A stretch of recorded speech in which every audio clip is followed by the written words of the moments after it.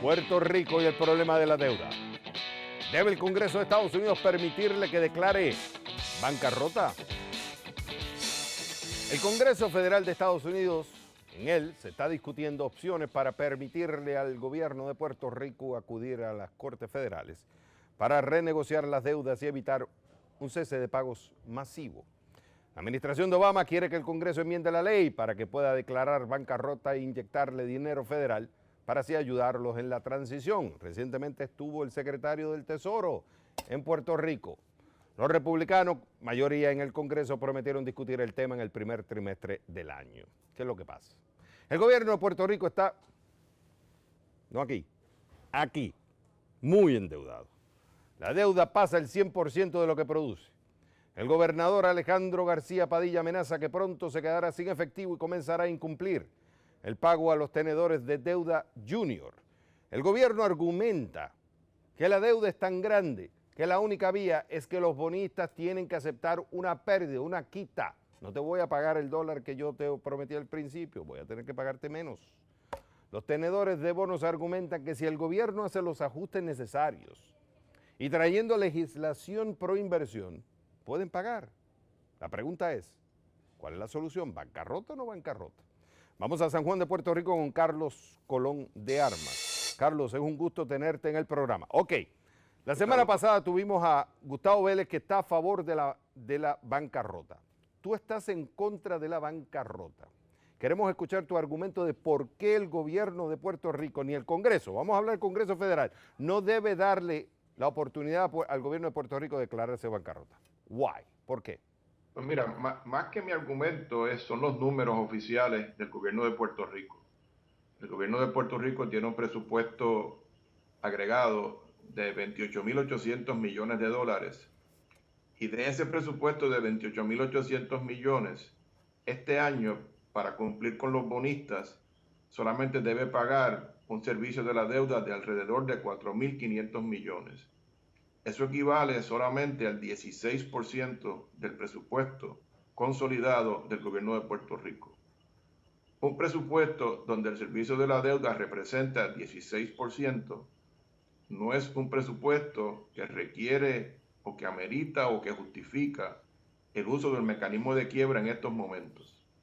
El gobierno de Puerto Rico, si se lo propone y si tiene la voluntad, tiene los recursos para cumplir con sus compromisos y evitarse todos los contratiempos e implicaciones que el uso de deuda implicaría. Una cosa, Carlos, una cosa. ¿Y qué le dices al argumento del gobierno que pagó un estudio, una economista, una economista muy conocida y todo un estudio para justificar o argumentar económicamente de que la deuda es impagable?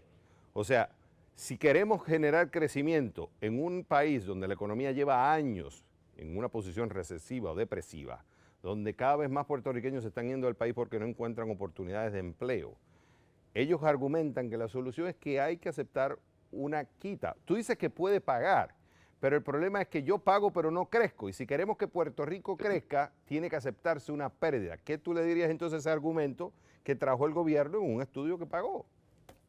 Lo que sucede es que el número que hemos utilizado en ese estudio para justificar la quiebra indican que el servicio de la deuda representa el 40% de los ingresos. Para llegar a ese número, sin embargo, ellos utilizaron solamente el 34% de los ingresos disponibles y lo compararon con el 92% del servicio de la deuda. O sea, fue un dato selectivo, seleccionado, con miras a demostrar o a tratar de argumentar que la quiebra se justifica. Ese estudio al que tú haces mención y que se cita mucho en estas discusiones, hay que hacer claro a los que nos están escuchando que ese estudio no lo pidió el gobierno de Puerto Rico. Ese estudio, por atención, los propios que indican en el estudio, se hizo a pedidos de los abogados del gobierno de Puerto Rico. El estudio va a encaminado a justificar una estrategia que es la de quiebra. Pero realmente, mirando los números del gobierno de Puerto Rico, los números oficiales, entendiendo las implicaciones negativas que tendría el acogerse a un capítulo de quiebra y la necesidad que tiene Puerto Rico de invertir para modernizar su infraestructura, para mejorar la generación de energía, para mejorar la situación de agua en términos de almacenaje y distribución del agua, sería nefasto para los puertorriqueños que el gobierno escoja el camino de la quiebra y se cierren más aún los mercados financieros por un futuro indeterminado. Puerto Rico tiene los recursos para pagar sus compromisos si hubiese la voluntad para así hacerlo.